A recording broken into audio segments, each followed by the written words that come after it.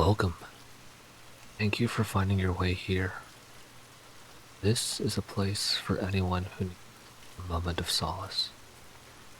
A place to just listen, relax, and let your world slow down for a bit. Settle in with me as we continue our journey through Pale Light's Book 1, Lost Things by ErraticErrata. Chapter 10. It was an old road, nibbled at by the elements, the way crabs would nibble at a corpse, but it held up well. Enough so, their pace across the plain was swift, even though two of their crew were old. Vanessa was in better shape than Franco, whose cough resurfaced often, but Tristan would still bet on the toothless old man in a fight. She'd candidly admitted that without her spectacles, she might as well be blind. In truth, the thief thought it was all going a little too well. According to Vanessa's pocket watch, it was now slightly past midday. They'd seen neither hide nor hair of a lemur. Where Tristan was growing restless, though, most of the others were growing lax. The idle talk was proof as much. Mad to think there's a road here in the middle of nowhere, Ines said, shaking her head. Who even built it? Yong had taken the front, and Lan the back. The grieving twin was in no mood for company, but the rest of them were haphazardly arranged somewhere in between. It felt more like they were on an evening stroll than the dangerous journey they truly were. But there was no point in trying to discipline this lot. Twice now, Yong and Tristan had tried to prod people into a proper column, only for the effort to collapse within a quarter hour as people drifted wherever they wanted. They might be the fittest of the band, along with Sarai, but their authority ran thin. Some emperor, her husband shrugged, scratching his arm. I expect the infant zones would know what with Sacramonte being the old capital. Franco snorted, earning himself an unfriendly look. Something funny, old man? Felix asked. Sacramonte was a regional port, never the Second Empire's capital, Franco informed him. That honor belonged to Liurgan first, then to Tamaria after the Vituperian crisis, and Felix loudly gathered up saliva and spat to the side, straight into the tall grass. Would have been hard to miss, given that it reached up to his shoulders. You're full of shit, Felix said. Everyone knows Sacramonte was the jewel of the old empire. One always blinks first when staring down the blind, Franco sighed, then rasped out a cough. Though he had no horse in this race, the thief stepped in. Best not let this turn into too much of a squabble. That's from Shabir, isn't it? Tristan asked, cocking his head to the side. One of his historical reflections? The old man nodded, beaming his way. Not the most dutiful of historians, but he had a way with words, Franco said. Did you study his work? Lan let out a harsh bark of laughter from the back. Does he look like a student to you, old man? The blue-lipped woman mocked. I did read 2 of the volumes, Tristan evenly replied, but never could get my hands on the rest. Gifts from his teacher, who had curated most of his readings by dint of being the one providing him the books. It'd been his mother who taught him to read and write, his father never having the time. But past that, his education had largely been born of abuela's largesse. It was accordingly full of holes, as she only appeared infrequently, and was uninterested in most of what would be considered common scholarship. But he'd found the eclectic nature of what he learned had its uses. Knowing both a little less and a little more than you should had a way of making you difficult to predict. The last 3 of the 10 are only in print in the kingdom of Isgali, Franco told him. Even when I taught at Rive, I could not obtain copies. Tristan started in surprise, and he was hardly the only one. You were a master at the University of Rive? The Rise slowly asked, as if disbelieving. Much like him, she must be wondering what such a learned man would be doing on the Dominion of Lost Things. Even if Reeves' other masters decided to throw him out, half the infant zones in the city would be squabbling to bring him into their household as a tutor. The university might be adjoined to Sacramonte, but it was not within its bounds, so the scholars were never beholden to the infant zones. They could not simply be ordered to teach feckless noble youths. Of moral philosophy, Franco confirmed. Though, I'll confess, I always preferred history. I parted ways with the university after I had some disagreements with our rectoress over a matter of scholarship. I'm sure it had nothing at all to do with those books you paid the Black Cloaks with, Lan said, thinly smiling. From the Reeve Library, were they? The old man reared up in offense. I am not a thief, Franco hissed back. He broke down into a wet, hacking cough, which was when Yong found Tristan's eye. Without saying a word, the former soldier made himself clear. This was getting too loud. The thief inclined his head towards Lan, volunteering to handle her and getting a nod back. He let himself lag, casually joining the lone sister at the back. The Meng Xiaofen twins had been impeccably groomed when they first came onto the Bluebell, their blue robes freshly cleaned and their city trousers without so much as a crease. But that was long gone. The clothes were rumpled. Lan's blue-tinted lips cracked from weeping, and the side of her head, once shaved to contrast with the ponytail, was now thick with stubble. She kept a veneer of sneering calm, but the look in her eyes reminded Tristan of broken glass. Come to chide me, Tristan? Lan smiled. I must have been a bad girl indeed. You're stirring the pot, Tristan said. I'll not gainsay grief.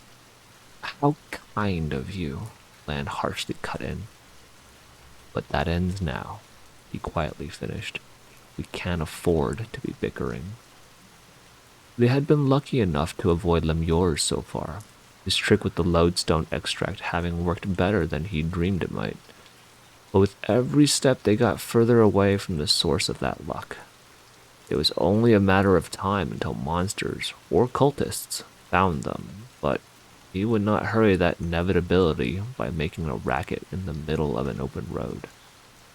He was not sure how well tall grass would swallow sound, and unwilling to bet on such steep odds. Big, strong man you are, she smiled. Are you going to point your pistol at me now? No, the thief calmly replied, meeting her eyes. I'm going to beat you unconscious, and then cut up your leg so that you can't catch up, and the blood draws Lemures off our trail. She began to laugh in his face, but as she studied it, the sound trailed off and she swallowed. She'd found the truth he had let onto there. He meant every word. He owed her a debt for her aid back in camp, when the crowd had been close to turning on him, but that had its limits. The others have nowhere else to go, even if they disapprove. Lan licked her cracked lips. You owe me, she said. I am not a student, it is true, Tristan affably applied. But I am not Milani either. How much do you think debt is worth to me, Lan? Enough to risk my life? They both knew the answer to that, so the woman straightened in alarm, her anger swallowed up by much more immediate fear. Good. Now time to see what he could squeeze out of her while she was on the back foot. I'm still useful to you, Lan said. It's been days, and Felis hasn't gone into withdrawal, Tristan acknowledged. So you must have dust hidden away. That makes it useful, not you. Try again. She flinched at the unspoken reminder that Angharad Tredegar was a long way from here, and none of this crew would care to play the hero for her sake. Lan's possessions were only her own so long as no one cared to take them from her. The formal Meng Xiaofen frontwoman grit her teeth. I know things, she finally said. Ju and me. We looked into other people. Tristan cocked an eyebrow, expectant. That Song girl that went with the infant zones? Her surname Ren, and she's from Jigong, Lan revealed. She stopped there, as if it were supposed to mean something to him. And that means, he invited. She sighed. That she's cursed, Lan said. Her family is responsible for the dimming. It took a moment for him to place what that was. The luminary that got broken a few decades back? He asked. Lan rolled her eyes, nodding in confirmation. Rats, she complained. Always going around like Sacramonte's the heart of the world. Tinsha was one of the wealthiest lands of Vesper, not only because of trade, but also because of its great grain fields, which were bathed in light even hundreds of miles away from the city. The machinery behind the miracle was called the luminaries, great mirror conduits set in firmament that connected the glare to towers at the heart of the founding republics of Tinsha. Only there were 9 luminaries and 10 republics. So every 5 years, a lottery was held to determine which republic would go lightless. The dimming had been disaster enough to warrant discussion around other shores of the Trebian Sea because somehow the Republic of Jigong had damaged one of the mirror conduits up in firmament, bringing the number of functionary luminaries down to 8. Jigong had been refused the right to win the lottery ever since, and signed to the dark. It would have happened before she was born, Tristan pointed out. He was not clear on the year of the dimming, but it was at least 3 decades past, and Song Ren looked hardly older than he. Half the functionaries in Jigong cursed the Ren after the dimming happened, Lan snorted. That means hundreds of gods and the kind of hate that'll flow down a bloodline. It was the thief's turn to roll his eyes. Thayan orthodoxy was famously superstitious, the inevitable consequence of letting gods take the examinations that elevated one into the ruling bureaucracy of the republics. Lock a Tianshi's door, and they'll blame 9 gods, the old saying went. So Song Reng is bad luck, he shrugged. Fine. That's all you have? Lan scowled, her pride obviously pricked by his indifference. That Asphodel noble? Akanth? Her contract has something to do with corpses, he said. That got his attention. He didn't bother to pretend otherwise. He chatted with Akanthos for some time without even getting a hint that she might be keeping up her sleeve. What did you find? We looked inside her bag on the Bluebell, Lan said. She has a small box with bones in it, broken shards, and some thin needles. It couldn't be only that, he thought. Else Lan would have said the contract had to do with bones and not corpses. Thinking back on Akanth's actions since she'd left the ship, only one stood out to him as unusual. She was gathering corpse ash from the pyres, wasn't she? He asked. When she nosed around them with the rest of Tupac's crew. Formal Meng dealer narrowed her eyes at him. Scooping it up with her bare hands, Lan said. You were looking into her too? Tupac, but it drew my eye, Tristan admitted. She nodded in agreement, then shot him a sideways look. That's enough to prove I'm worth the trouble, I'd say, she stated. You have more, Tristan guessed. And by the closed look on her face, he was right. And I'll be keeping it, in case we must have another of these pleasant chats, Lan evenly replied. He might be able to get a little more if he twisted her arm over it, Tristan decided, but it was not worth burning down the bridge for good. This would have to be enough. You're worth the trouble, the thief conceded. Her triumphant look never quite got to Bloom. So long as you lay off making it, he finished. He left her to mull on that, putting a spring to his step so he might catch up to the others. Tristan was of a mind to head to the front and speak with Yong, as they'd been on the walk for half a day now. A better plan than fleeing forward was due. But alas, that was not to be. I'm bored, Fortuna announced. She was staying at his side without bothering to pretend she was walking, a sight highly uncomfortable to his eyes. It felt wrong, as if the world itself were an illusion he was glimpsing through. It was something the goddess was well aware of and frequently used to screw with him whenever she felt like things were getting a little too dull. She wasn't walking the wrong way, or the one she was advancing yet, at least, which was a relief. That gave him a headache every bloody time. I'm a little low on choices for entertainment here, Tristan murmured, pretending to scratch his hair. What do you want? Go bother Sarai, Fortuna immediately suggested. She's amusing. At least it wasn't one wedded pair she'd taken to. Thank the gods for that. Other gods only, because he refused to give Fortuna any form of gratitude for a lesser shade of being a pain in his ass. Giving the goddess a measuring look, Tristan decided she was in one of those moods best left untested. Sarai it was. The false Rossetti was near the head of the pack, chatting with Vanessa, but the old woman glanced his way with a smirk when he approached and made a show of leaving them to talk alone. She was misreading this quite deeply, but he saw no need to correct her when the misunderstanding was to his advantage.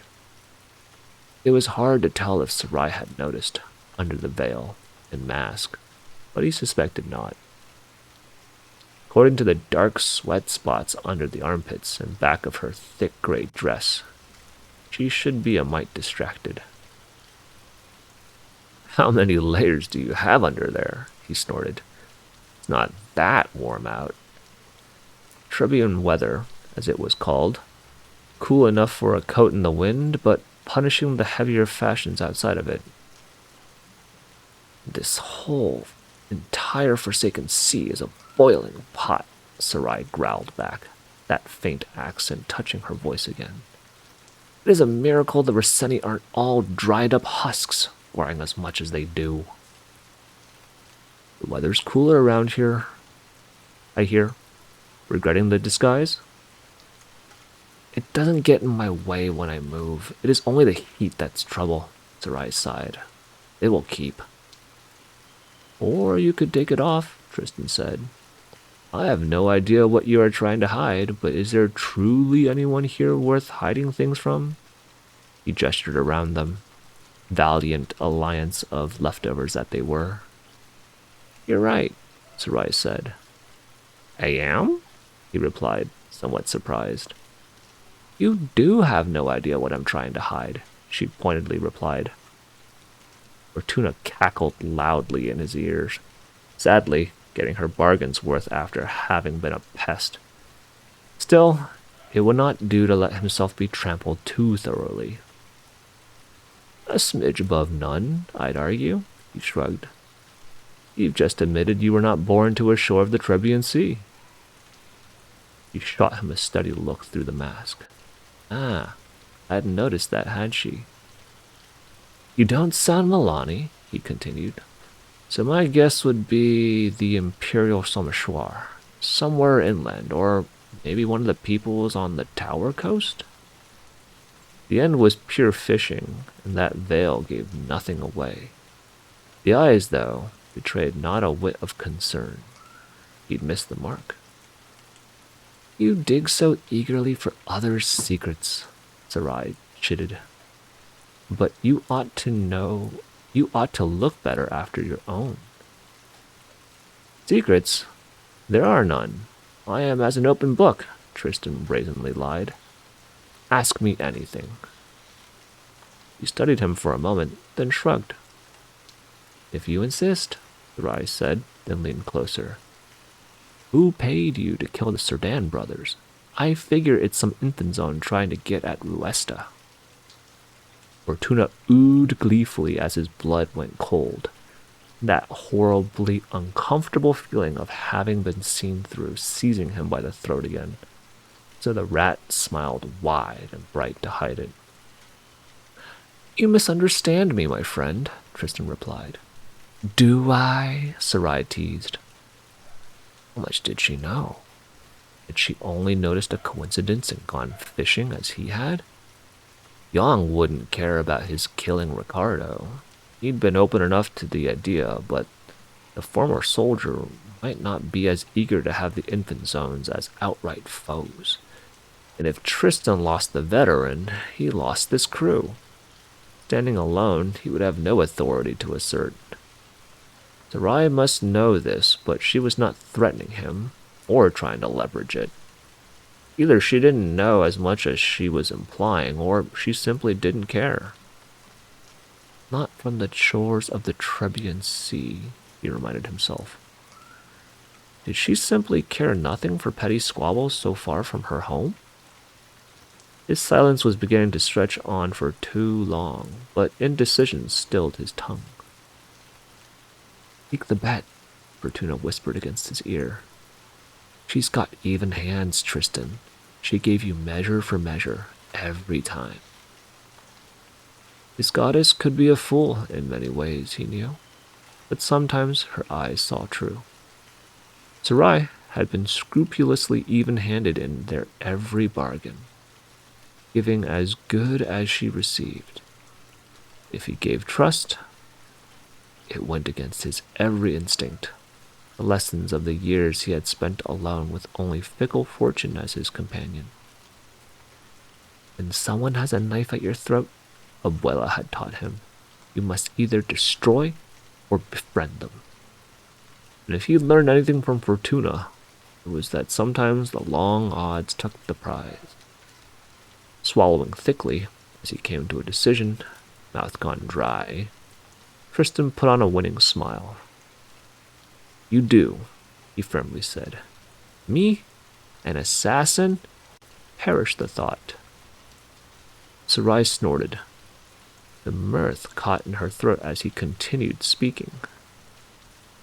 No one paid me, so, more accurately speaking, I would be a murderer. She choked on that, though the surprise did not silence her for long. Are you telling me, Sarai got out, that you are not even gainfully employed? I'm afraid not. You are a deep disappointment, Tristan, she solemnly informed him. I thought you were a man of means. Alas, I have but methods, he confessed. He let out a quiet, delighted laugh at that. Something like a smile tugged at his own lips, the thrill and relief of the long odds having borne true tingling against his scalp. And maybe more than that. How long had it been since he'd found it so easy to talk to someone? Are you going to tell me why? Sarai idly asked. Are you going to tell me your real name? He idly replied. I thought Sacramontan men were titans of gallantry, she complained. He could hear the pout. That's the Milani, he informed her. Of daring, then. Diaz-Kali. Charm? Tianxi, Tristan drawled, and if you think I do not have a ready triteness for every corner of Vesper, then you've obviously spent little time in the company of sailors. See, she enthused, such a wealth of worthlessness. You are not entirely destitute after all. He swallowed a grin, somehow certain she was doing the same under the veil. And as he had given trust, he was given trust in return. There will be a need for a plan soon, if we are to keep this band together, Sarai said. I have something that might be of use for that purpose. He cocked an eyebrow at her. Song Ren has a map of the island in her possession, Boss Rasseni said. I traded for a good look at it. Tristan breathed in sharply. How good is your memory? He asked. Good, Sarai said. Not that it matters. She met his square gazely. There is a sign that allows one to seize a sight and keep it nestled inside your mind. Measure for measure, Fortuna had said, and the golden eyes saw true. That was the secret Sarai had been keeping up her sleeve. The reason she carried for weapon only a knife. Like Leander Galatas, she had knowledge of the strange arts of the glow. Only unlike the sailor, she'd kept that talent carefully hidden. She nodded slowly, acknowledging the worth of the secret she had revealed. The sudden seriousness of that after their easy repartee left him strangely embarrassed, as if he'd spoken too loudly near a grave. So he left on the pretext of speaking with Yang about arranging a break. Sarai inclined her head as he left, almost solemnly, and he returned the gesture. Felt like a promise, though of what, he did not yet know. What he meant as an excuse ended up being true. As Yang pointed out, both Felis and the gray hairs were beginning to slow down. A halt to eat and rest while a proper plan was put together would be good for everyone. Half an hour later, they found a decent resting place, a smattering of ruins by the wayside of the road. It was a short walk into tall grass to reach them, the stalks parting to reveal half-buried stone. What Tristan thought might be a curved roof also rose from the earth in a gentle slope. A set of statues now little more than worn stumps circling around it. The roof made for a comfortable seat, and from the highest edge she could see the tall grass spread around them. He got to hear the married pair argue as well, Ines and Felis unaware that their decision to head behind the roof to argue just left him a dozen feet above them and out of sight. On our own, Felis was insisting. I just need to do Lan a few favors. She'll fork out supplies for us and... You mean she'll give you dust? Ines bit out. Don't think I haven't noticed, Felis. You're one to talk, her husband harshly replied. How long was it on the boat before you were gambling? If I had won, you never win, he hissed. How do you think we ended up here? How? She hissed back. I'll tell you how. Your uncle threw you out after you pawned his tools so you could pay for another packet to lick up. I'm not the only one who played dice with the kids as collateral, Ines, he growled. Just the one who had to tell them why they slept with their blankets on the freaking floor. I'm not leaving the others, Ines abruptly said. Talk all you want. That's how it is. We'd have a better chance on our own, Felis cursed. You know it. It's some boy in the Tianchi calling the shots. They're bound to screw it up. You and I, though... Why do you want me to go so much, Felis? Ines quietly asked. What did they tell you in that room when they split us up? A silence. What did they tell you that you don't trust me anymore? Hot seats, both of them, Tristan recalled. Whoever it was that owned their debt was playing what Yang had called a red game. One of those vicious wagers the twins had also warned him about. Whatever that wager might be, it was making an ugly situation even uglier. They can't be relied on for anything, he decided. A way to shore up their numbers at best, but most likely a long fuse lit before they ever set foot on the Bluebell. He might have eavesdropped more if they'd kept talking, but Yong called for everybody to gather at the foot of the roof. Tristan scarfed down his rations, then hurried down, bringing his water skin with him. Before he'd gone up to eat, he'd quietly conferred with Yong and Sarai. The two were now before the others as had been discussed, the former soldier standing while Tristan's other ally crouched to draw in the earth with a twig. It was a rough sketch, but with the lantern set beside it, the thief could easily make out the shape of the island and where they were. A straight line from the docks where they landed, a quarter of the way to the second trial up in the mountains. Ahead of them lay woods and a river, across which there were two bridges.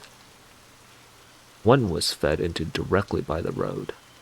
The other stood further east. The only other line through was the high road, the aqueduct going straight across half the island, but its arches would make poor anchors for a rope bridge. Tristan joined the other two in front, waiting until Franco finished lowering himself to the edge of the maybe roof gingerly. He looked to be in some pain, though, enough that the thief considered offering him something for it before they began marching again. Belladonna extract, perhaps, properly diluted with water. As you can see, Yong addressed the others, we have made good time, but it will be days before we get anywhere near the Trial of Ruins. How do we know the drawing is accurate? Lan asked. It's a copy of the map the infant zones will be using, Sarai replied. They will not settle for anything less. Mutters of agreement. Some looked like they wanted to ask how she might have gotten that, but none quite dared with the two of them flanking her, which had been the very point. We just need to rush in a straight line until we get there, Hila shrugged. Seems easy enough. That won't work, Tristan said, ignoring the man's scowl. Black Cloaks told us that the cultists of the Red Eye will be out in force. They're bound to be keeping watch on the main bridge. We'll be walking straight into an ambush. That scarred Milani led her band towards the road north, Franco noted. She seemed to believe it might work. We don't know if they stayed on that path, Sarai pointed out.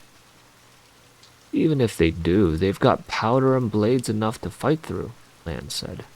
They're all armed and trained, gray hair. We wouldn't do anywhere as well in a fight. She paused. Besides, we've got more than the hollows to worry about, she continued. Tupac's sickle's going to be on the hunt. Tristan's eyes narrowed and Yong's face turned grave. How do you know that exactly? The former soldier asked. Because my sister and I offered him dirt on half of you in exchange for getting us safely to the second trial, he admitted without a hint of shame. He turned us down without a moment's hesitation. Why do you think that is? Half a dozen answers bloomed on half a dozen faces, but the truest one passed lips first. Because he doesn't think we'll live long enough to be worth knowing anything about, Vanessa quietly said, taking off her spectacles to clean them with her chemise. She spoke with a tired certainty like someone the world had already let down so many times she could no longer even muster anger over it. Lioness laughed nervously, the sound shrill. You're mad, she said. What would be the point? It's not like there are limits to how many people can get to the second trial. It doesn't help him to kill us. It'll just slow him down. Unless, Tristan quietly said, it's not really about us. It's about what he can buy with us. He found the lone twin's eyes and matched her gaze. That's what you think, isn't it, Lan? He wants to sell us to the Red Eye cult in exchange for the right to get to the second trial unhindered? It's what fits, the monk Frontzelman replied. Why, he gathered only a small crew. Why doesn't he think anyone is worth bargaining with? He already has another deal in mind. One that doesn't involve fighting the Red Eyes. That's nonsense, Fila snorted. You're all fretting like hens over nothing. The boy won't pull any of this shit. The Black Cloaks would toss him out of the trials if he made a bargain with savages. No rules, Felis, Sarai reminded him. Only survival. The Watch has a long history of striking deals with Darklings against other Darklings, Franco stated, pouring his lips. A necessity when their duties take them so far from light of the city. In the light of the glare specifically. They might even approve. And Tristan's teeth clenched because when it got down to it, how hard could it really be for the Watch to drive the Red Eye off the island? The Dominion was wild, unsettled land, but it was not so large an island that 2,000 men could not thoroughly clear it out over a few months. So why hadn't they? Because these are testing grounds, the thief thought. Because they want to see if we can make bargains with Darklings without getting burned. Because the cruelty isn't an accident. It's why they use this island at all. Those who joined the Watch through the trials were not sent to training camps. He'd heard. Not drilled and lectured and pampered. No, they were inducted straight into the ranks, a black cloak set on their shoulders. And Tristan was beginning to understand why. There's only one thing for it, Yang spoke up, cutting through the silence. From now on, we must keep off the road and take a route that wasn't expected. Anything else means death. Too many enemies and in too many places, the thief thought. His instinct was to sneak through to find the quiet way in, but this wasn't Araturo district. He was not the rat here.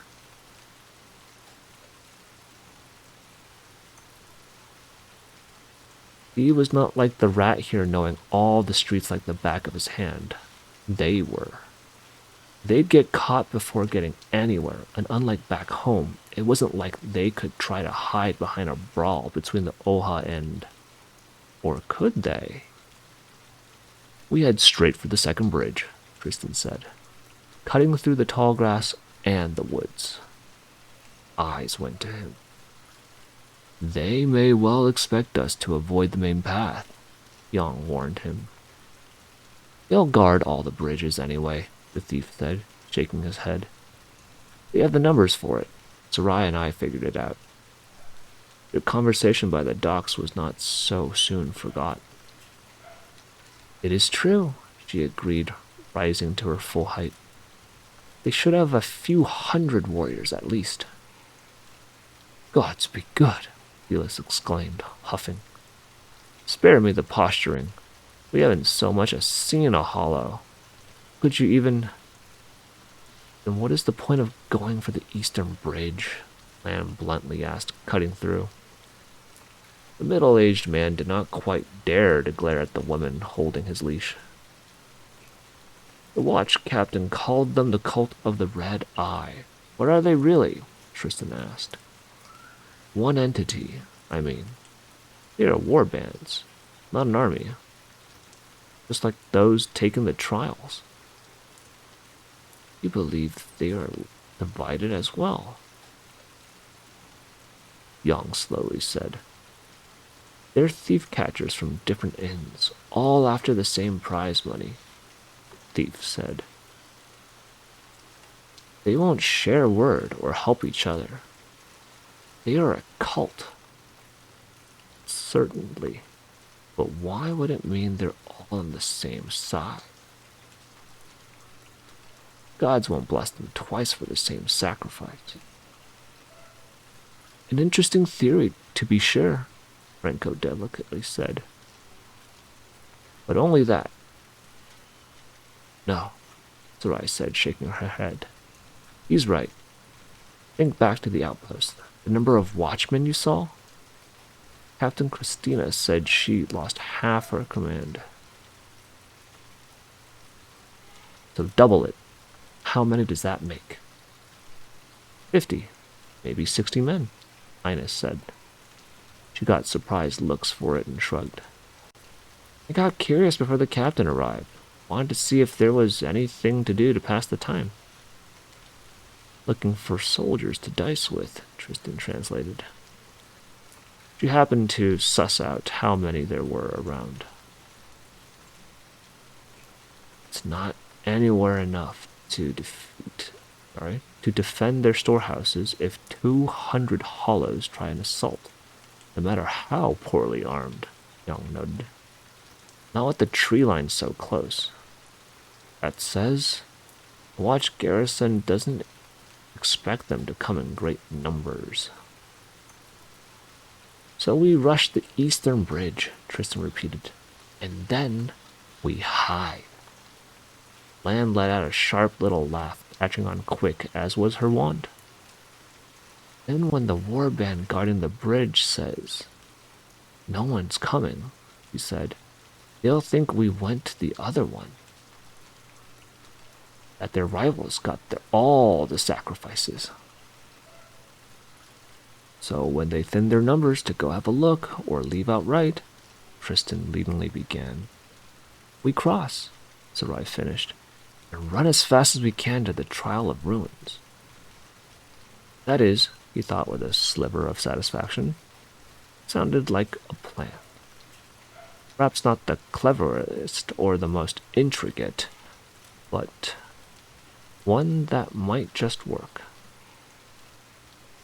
And though he could not see that all were convinced, that some thought it would get them all killed, no one spoke up against it.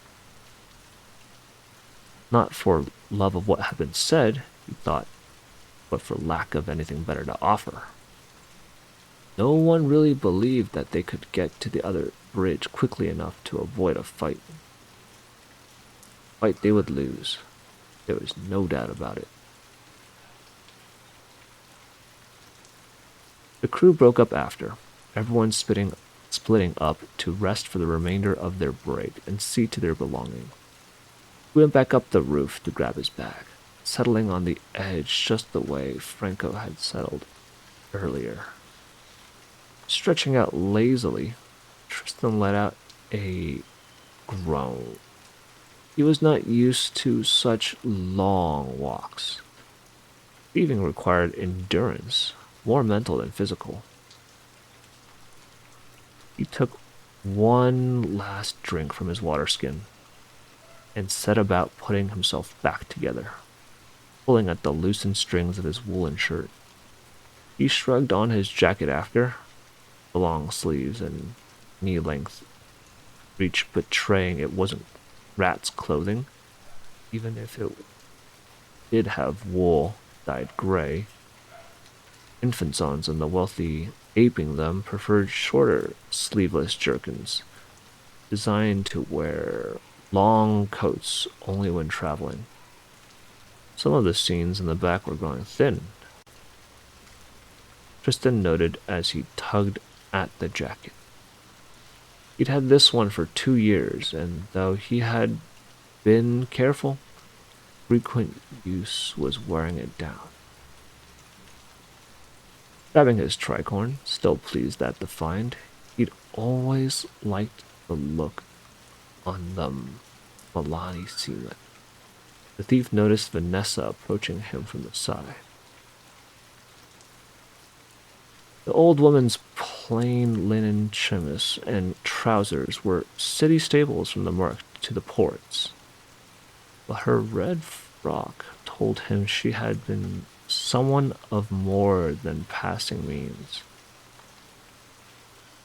as did her glasses and pocket watch, both worth several months of wages for a common laborer. That raises questions, as did the way Vanessa sometimes seemed almost.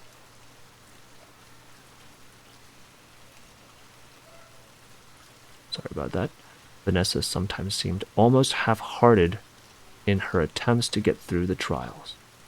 What had forced her to the Dominion, if not desperation? There was a story there, but he cared to dig for it. Extend your arm, the old woman said, gesturing at his left. Hiding his wariness, he did. He bent slightly forward and began patting down the back of his sleeve thoroughly. Dust and suit, Vanessa said, after she finished. Boys never think to look behind. My son is just the same. Not having been mothered in many years, Abuela might be old enough to be his grandmother, but her blood was colder than a crocodile's. Tristan was taken aback enough he struggled to find an answer. Coughing into his fist, he changed the subject. You have, children? He cried. Only the one, Vanessa wistfully said. You must be around 16, yeah? He's twice your age now. 18, Tristan dryly replied. I simply can't grow a beard for the life of me. My husband could either. He smiled at him. Not for lack of trying. Dear husband, but her son's, dead husband, but her son still lives. He filed away. Had she been abandoned to a debt from beyond the grave? Sacramonte's debt laws were some of the harshest around the Trebian Sea. A wife or husband shared in what the other owned, children in what their parents did, and if property was shared, even siblings could be dragged into the pit. Tristan was considering how best to ask what her trade had been without being too obvious about it, when he was interrupted by a startled shout. Bearing his knife, the thief turned to find it had been Franco, making everyone jump. The old scholar was leaning against the side of the half-buried roof, a bare hand on the stone, and his warm body trembling. Finding no immediate danger, Tristan put away the knife. Screamed, though.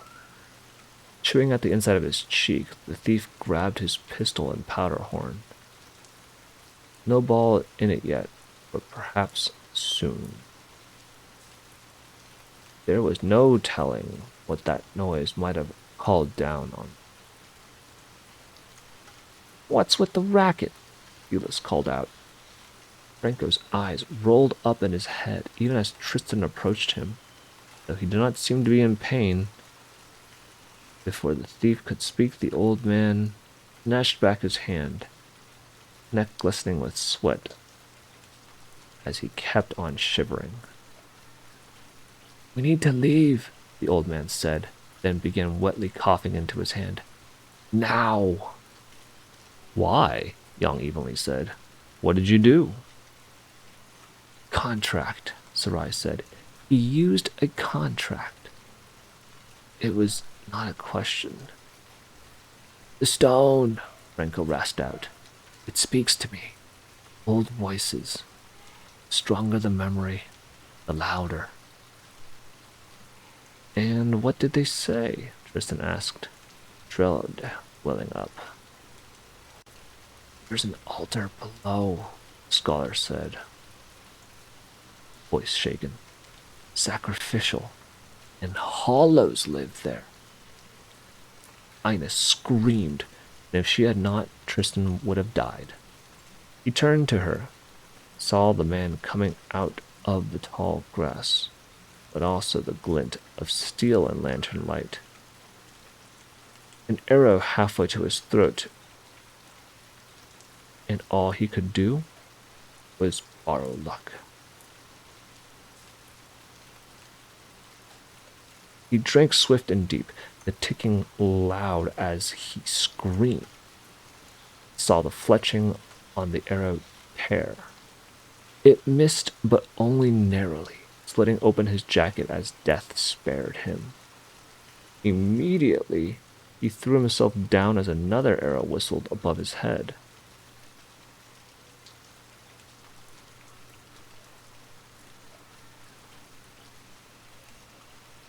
Gritting his teeth as he released the luck.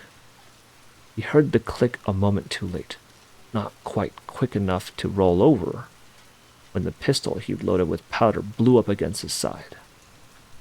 Letting out a hoarse shout as he threw it away, patting away the burns that blown through his shirt, the thief swallowed a moan of pain and rose to his feet. Around him, all hell had broken loose. Young blew through a tall, pale man, pale as milk, beard and hair wild, with a shot before tossing away the musket, drawing his sword as a large man in chainmail hoisting an axe walked up to face him. The others wave were not doing so well. An arrow had taken Franco in the side, and while Vanessa had run to help him, two hollows were coming for them, bearing spear and mace. Another was in the tall grass, pulling back the string on her crossbow. Her eye was on Lan, who was running out into the dark. There must be another wielding the same crossbow, but Tristan saw no trace of them. Should I run? No. It would just be a slower death. He would never make it across the bridge alone. Tristan drew his knife, still light-headed from the burns. Felis, Linus, Young shouted, eyes peeling away from his fight for a second. Silence that crossbow. Don't let her fire again. Not waiting to see if they would obey, Tristan rushed in.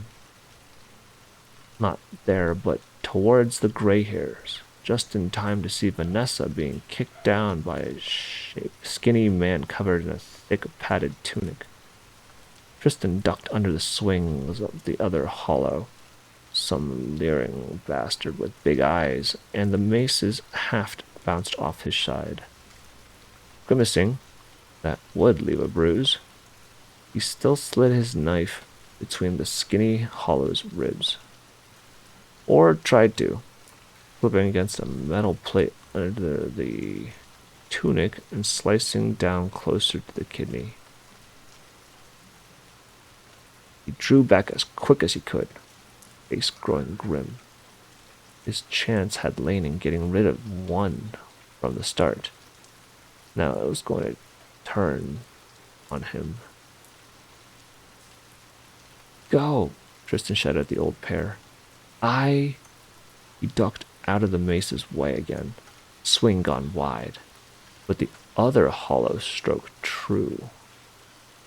The spear's haft bounced down on his shoulder, forcing him to his knees as he yelped. The thief palmed his knife, readying a throw, but the mace was swinging around again, and there was a sound like a pop. Coolness brushed against his face as the cultist's eyes went blank.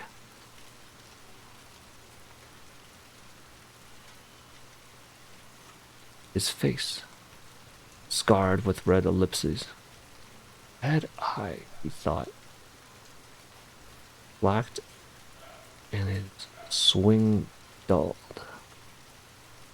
Tristan backed away, rising to his feet as he aimed. While the spear cultist broke the other from his trance with a shove. Not quickly enough, the thief snapped his wrist, bearing the knife to the hilt in the mace wielder's throat. The others shouted in dismay, rushing with his spear. Even as Tristan drew the knife he'd claimed at the docks, there was another soft pop. In the corner of his eye, Eve saw Sarai's fingers clawing at the air in another sign. He saw a flicker too, and shouted out a warning just in time.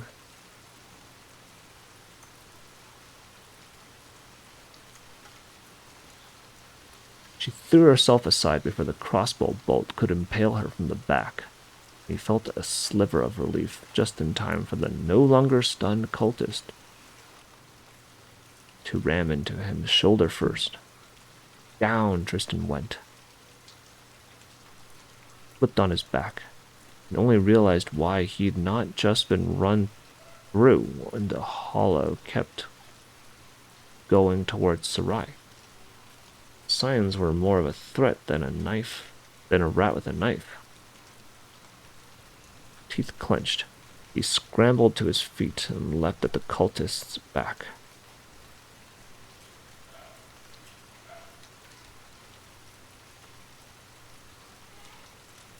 Teeth clenched. He scrambled to his feet and leapt at the cultist's back.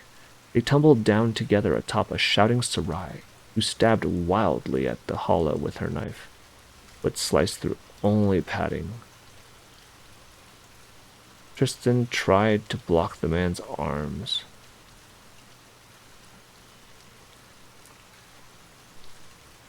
The three of them grinding like worms. The hollow was stronger than him. Damn the bastard. And through the thief's failing grip pinned Sarai's hand. The cultist kept the knife down and gripped her throat as he struggled to trace a sign on his face.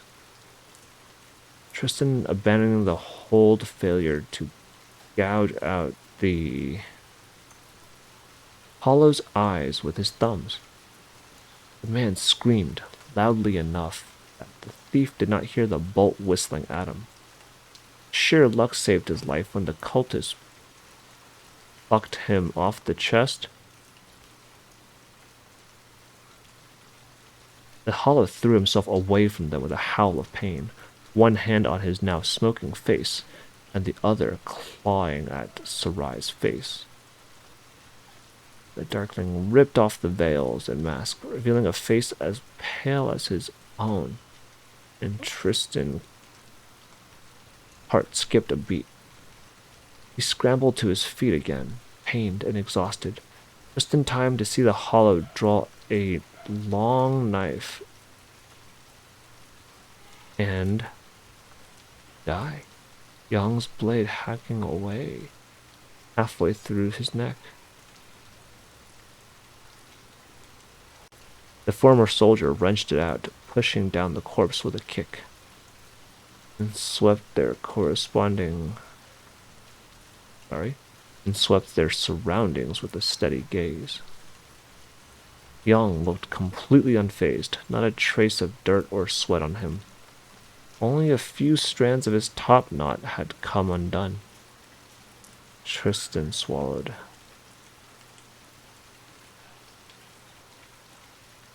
Rising to his feet as he looked around them.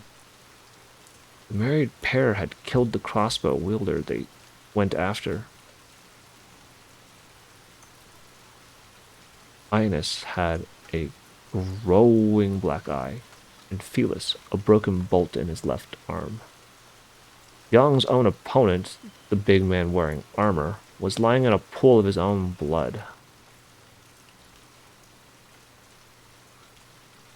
Darkling, the Tianchi evenly said, watching Sarai. I am not, she replied, warily rising to her feet. Her hair was dark and long, Tristan saw, eyes a paler shade of blue than he'd believed. It was an angular face she had revealed, its chin pointed and cheekbones high. What else could you be? Ines nervously said. Were you working with them this whole time, Sarai? Is that why we've been ambushed?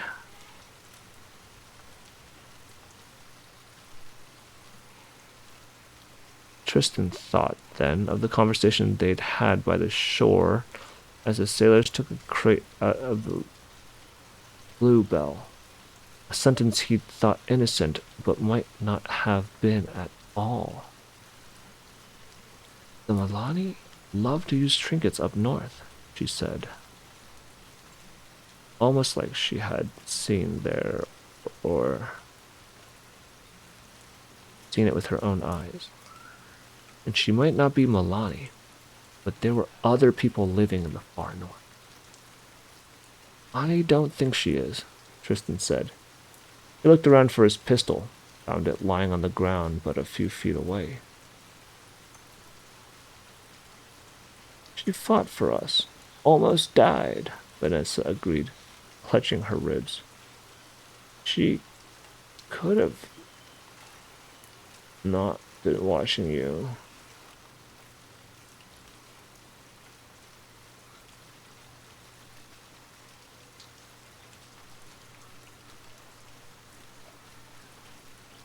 She fought with us, almost died, Vanessa agreed, clutching her ribs. She could not have been working with them. I mean, I don't think she's a darkling, the thief said, shaking his head. He picked up his relic pistol, opening the secret compartment and revealing the piece of radamanthine quartz. Its pale glow caught everyone's eyes, including Sarai's, and Tristan made a show of palming it. Meeting her gaze, he lightly tossed it her way. She caught it without batting an eye, then took off one of her gloves and set the stone against her naked palm. The pale skin did not burn at the direct touch of the glare. You are from the Milani colonies, Franco spoke into the silence. The lands under the broken gate. I am, Sarai conceded, a very long way from home. So you're a slave, Felix snorted. What in the mains are you doing trying to get into the watch? By the look on Sarai's face, that talk might have gotten ugly, but Yang cut in before it began. She's no darkling. That's all that matters, the Tianshi said. We've wasted enough time on this. We need to bind our wound and go. Gods, we need to rest, Linus replied, appalled. After all that? We beat them. We have the time. No, Tristan quietly said. We don't. 2 crossbows fired, and only one was silenced. Someone escaped. Which meant the cult of the Red Eye had found them, and if they did not run quickly enough, they were all dead. And with that, we're going to leave the journey there for now. I hope you found a moment of solace. Thank you for being here, and take care. Until next time.